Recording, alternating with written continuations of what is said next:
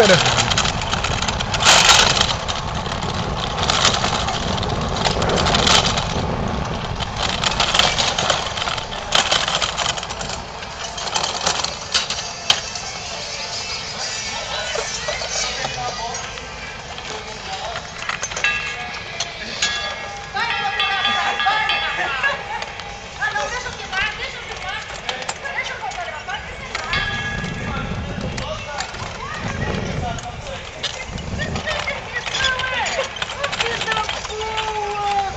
Lá tá cansado. Tá cansado. Não, dá uma saudade de você, rapaz. Tá boa? Vai, tu entrega a fantasia, vem pra cá hoje. Fantasia de quem? Hoje tem festa de Halloween, mano. Fantasia, Ah, hoje é festa, doido. já é um zumbi. No barco aí, então já é dia 31, né? Já é um zumbi. Eu vou andar de fantasia, verdade, meu.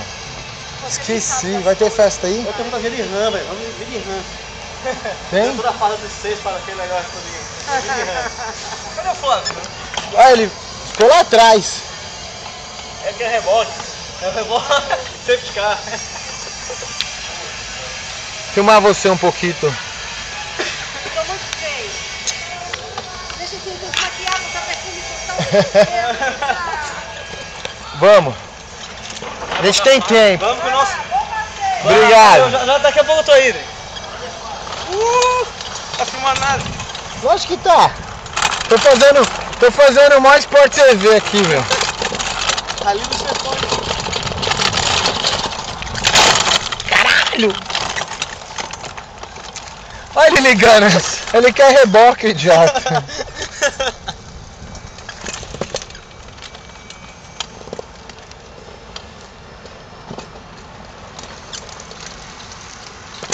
Alô? Aqui no cu, meu. Vocês estão aonde? Vem logo. Você perdeu.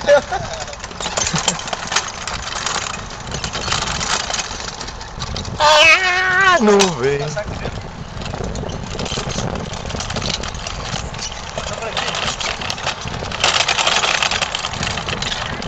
Ele tá vindo aqui, doido.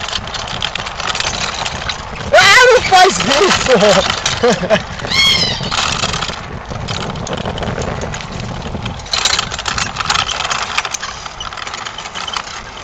Vamos se esconder do Flávio. Põe.